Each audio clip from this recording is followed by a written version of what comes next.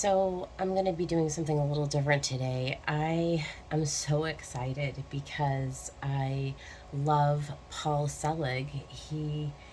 Um, for any of you who know who Paul is, he channels the guides and he's got a ton of channeled works that he has published over the last 11 or 12 years now, I think it's been. Though I've only been following him for maybe just shy of the last 3 years. But anyway, he's got his new book called Resurrection, which is book one of the Manifestation trilogy, is what the guides are calling it, and it's coming out September 20th. And so I pre-ordered it back in April, and I got an email today. And because if you pre-order it, even now, for anybody who's interested, if you pre-order the book, he sends you the introduction and chapter one, like, now in PDF form to read. And I was so excited. Like, I really can't wait for this book. So I read the material earlier today, and I am super excited about the content that's in it. And so much so, I was like, I need to read the introduction and post it on YouTube in the event that anybody else might get a hold of this. I just think it's amazing. I think it's amazing what is being channeled through people like Paul Selig. The information that we're being given at this time, it's astonishing to me. It's like a recipe book, for life. It's like we're getting all the help we could ever need from the other side. I don't know. So I will leave that for you to decide. I'm just gonna read the introduction. I don't know how long it might take, maybe 20, 30 minutes to do so. Um, in hopes that it inspires somebody else, just one other person out there, maybe to um, get Paul's books. Um, I'm telling you, it's amazing. It's really amazing. So, without further ado, this is the introduction to Resurrection, a channeled text, the Manifestation Trilogy, Book 1, by Paul Selig and the Beloved Guides.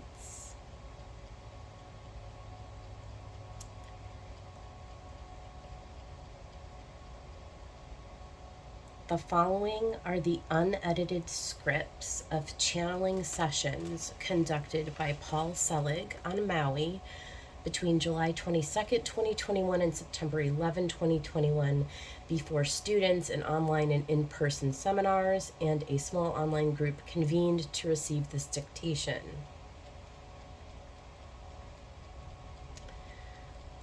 Introduction. We stand before you today in preparation for your work, for your capability and great capacity to be reknown, to be rendered anew. Each of you here has chosen at one level or another that the lives you have lived may be altered, reknown, sung in a higher tone, a higher key. Each of you who has said yes stands before us today in willingness and readiness, we would suggest, for what this offering is. Some of you say, yes, I may know myself anew. Some of you say, perhaps. But in fact, all of you are here in readiness at a point in history where that may be known. What may be rendered new has capacity to be made new. Now, when we speak of being made new, we're speaking of rearticulation. Everything in form is in articulation. There's one note sung in this universe that you know that is in articulation as all manifestation. All things of one source at varying degrees of tone or vibration.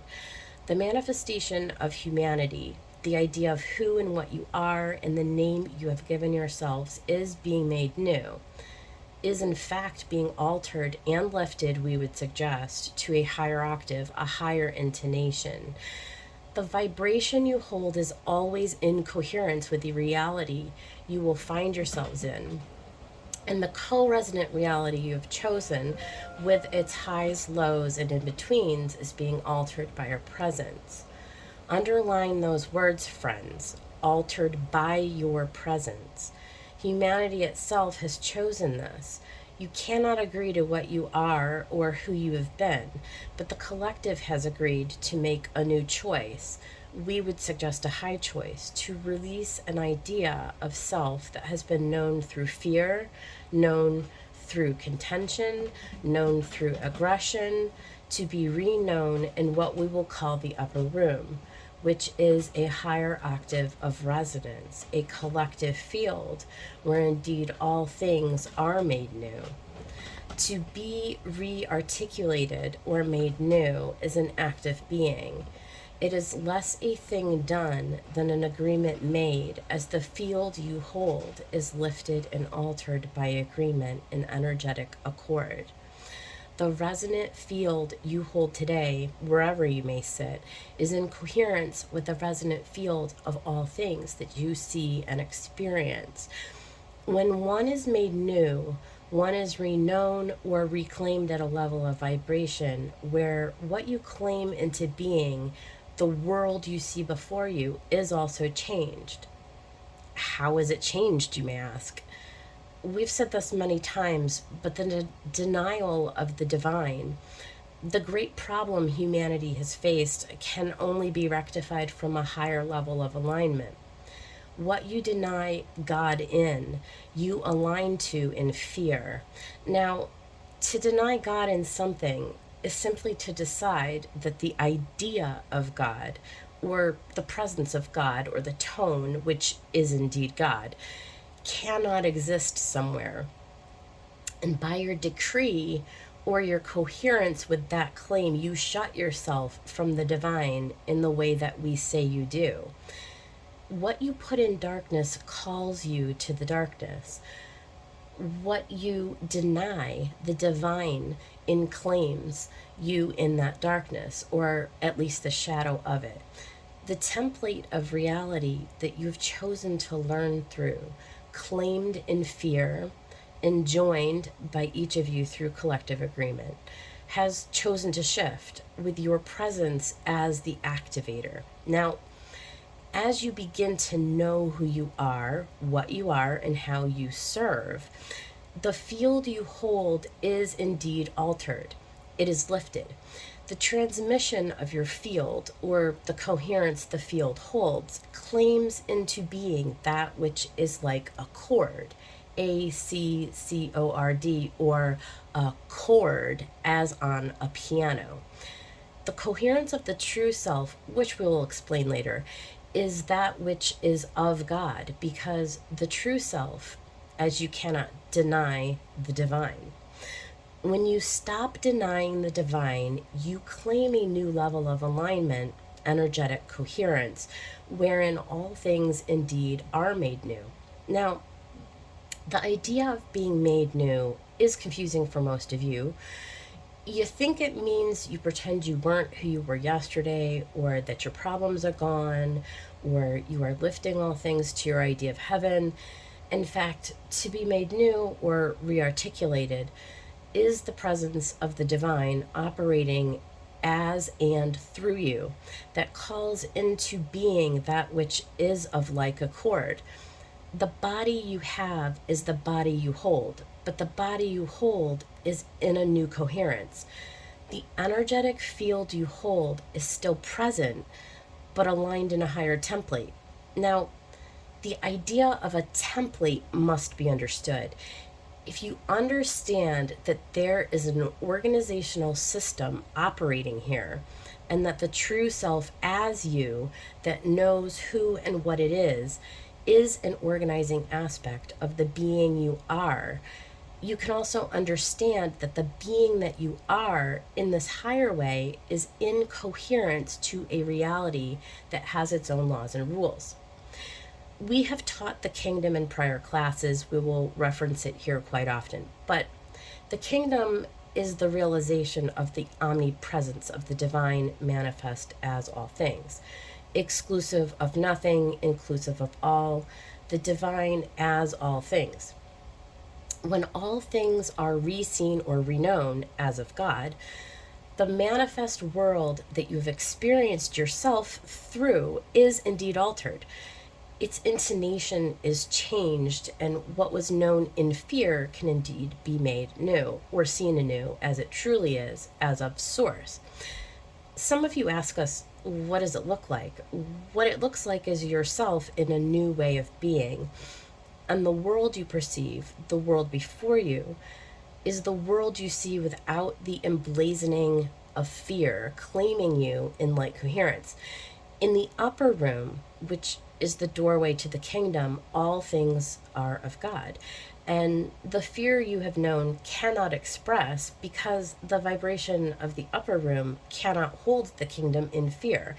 In other words, fear is a creation of the lower strata.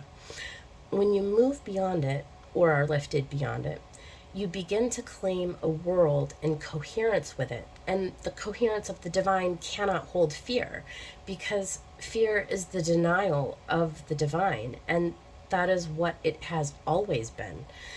Some of you say, yeah, maybe. I believe this may be so, but my spirit experience has not shown me it. This is an instruction in experience, the idea of being beyond the old, beyond the known, beyond the agreement to fear. And as you encounter yourself anew, you begin to engage in a reality that surpasses what you believed could be, because any idea of what could be is still so informed by the logic of that small self, that the small self has accrued, or the idea of a reality that the small self can manage. To understand where you go in these teachings is to begin to experience the self beyond the idea of self that you have utilized to navigate a reality.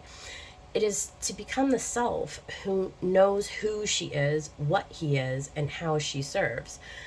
One's true purpose, one's true expression at this level is the being of the divine. Now, already you are this, but you don't know it. You deny it, or you would refute it because it demands something that you cannot hold. The idea that you are holy must mean that all things are holy. And indeed, all things are, when reknown as of God. Each of you here who hears these words is about to embark on a journey of resurrection.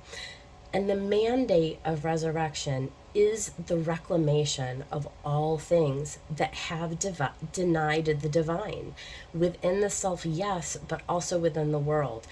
This is how a world is made new, and your agreement to this journey, to this strange passage that we intend to undertake, will indeed be a text, and a journey of the text of resurrection is the text of embodiment in manifestation. The text that we will bring forth in the coming years will hold the key to deliverance, not only for the singular, but for the collective. Because as the doors begin to open, as the upper room is full with the life and the vitality of God, as incarnated as each of you, the world will find itself in agreement to itself in a new way of being. This is a teaching of love. This is a gift for each of you. You may not get what you think you will, or you expected you might, because any expectation indeed, we would say, is born of the small self, and the small self's idea of what can be is limited by all the things it has known prior. When the known, when the old is released and the new is born, the kingdom unfolds before you. And this is the claim of the kingdom. Quote, each one who hears these words, each one who reads these words, will be known anew in agreement to a belief in the Creator that will surpass any ideology that has been tainted by fear or cruelly superimposed upon others through force of will. All who hear these words, all who read these words, will be in re-articulation at the perfect tone, level of agreement that he or she can hold. And as this journey progresses, the song that is sung, the sound that will emit, the claim that will be made, will be the claim of the divine, come as one, come as all, in resurrection. Unquote. We have lots to talk about, but let's take a moment. The idea of the text is what frightens Paul. What will this book be? What is it named? What is its action or presence in the world? The text we will write on resurrection, which is manifestation of the divine in form, in field, in a way that manifests or claims a new world into being, will be the beginning of a series that addresses the ideas of manifestation and the challenges one faces as one claims this path. Now, this is a path that has been walked prior, the mystic path, the path of the sage. But re-articulation, as we will teach it, is not an intellectual endeavor. It is completely experiential. Now, religiosity has informed these teachings for some, and we must say now, this is not a religious teaching, nor can it ever be. The teaching of the Christ or the monad or the true self finally is a universal teaching. And while the language we use may be informed by historical meaning, our usage of the language is intended to claim you on a distinct path and a higher path than you may have known you were even on. The path of re-articulation, being made new, as we have often said, comes at the cost of the old. And the identity you have used to negotiate your reality is the first thing that you encounter when you are being made new. The idea of self as separate from the divine is so entrenched in the belief system of yours that you claim it unknowingly, and the release of the old appears to you to be a death. Who am I if I am not who I think I am? The agreement we make to you tonight is that the death that you experience is a rebirth. It is the resurrection. It is the resurrection foretold as the Christ or the monad is reknown in form. Now, to know the self as of God is to understand both your sovereignty and your agreement to the self as of the whole. The monad, or the Christ, the seed of God, which seeks to express as and through you, knows itself as of the whole. And the agreement we make with you is that the transit you are undertaking will benefit not only you, but all that you encounter. We cannot make you holy. You already are.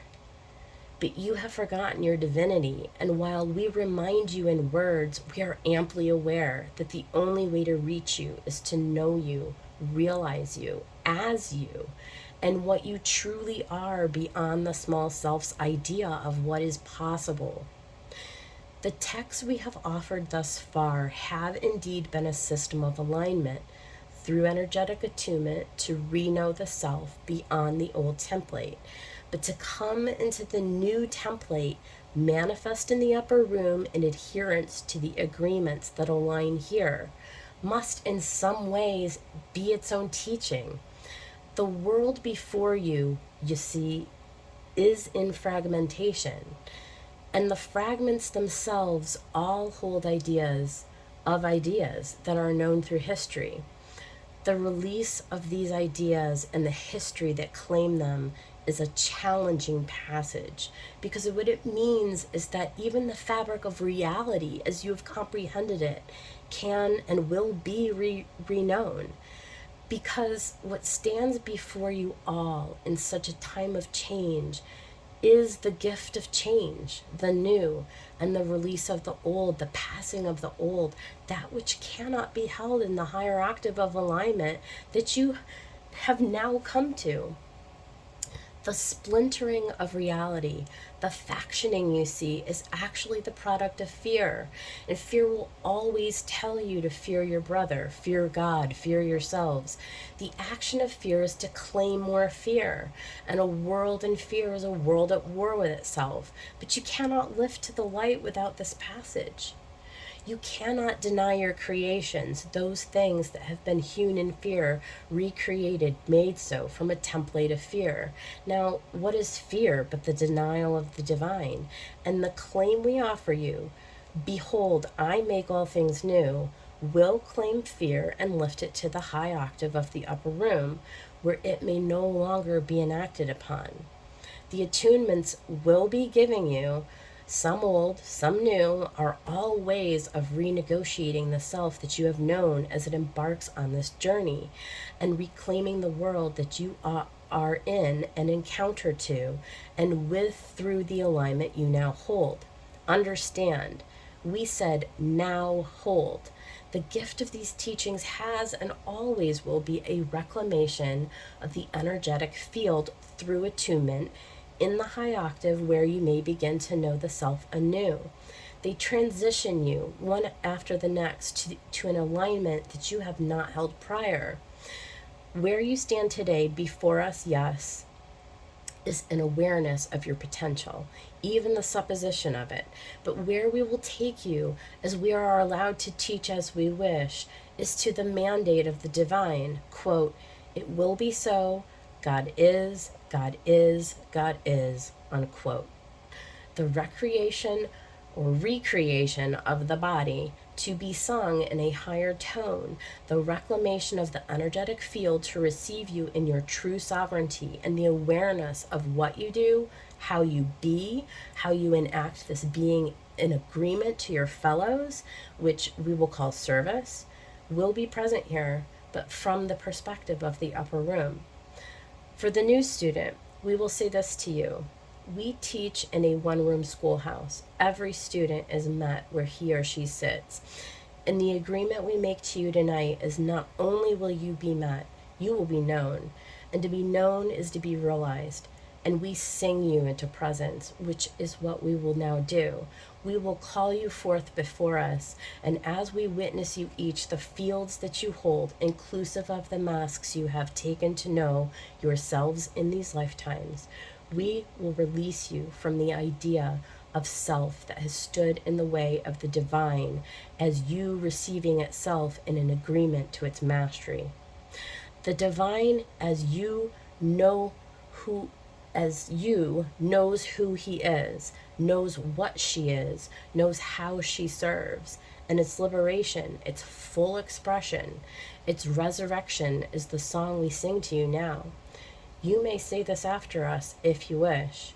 Quote, I know who I am in truth. I know what I am in truth. I know how I serve in truth. I am free, I am free, I am free. I am in the upper room. I have come, I have come, I have come. It will be so. Behold, I make all things new. God is, God is, God is, unquote. We say your names now, one and all, and the sound we make is inclusive of each of your names. You are all being sung to, called forward and seen. You may join the sound we make if it is your wish, so we sing together in agreement to your being. On the count of 3, Paul. 1, now 2, now 3. The guides tone through Paul. We know who you are in truth. We know what you are in truth. We know how you serve in truth. You are free, you are free, you are free. We will say this now. Indeed, this is in the text. We thank you each for your presence. Stop now, please. So, that was day 1 of the introduction. Yeah, I hope you guys liked it. I am so thrilled that this book is almost being released. And so, yeah, if you get a chance, check out Paul Selig. He's, all over the place. I know he's got a YouTube channel. And anyway, yeah, get this book. It's awesome. All right, guys, that's it for tonight. Have a good one.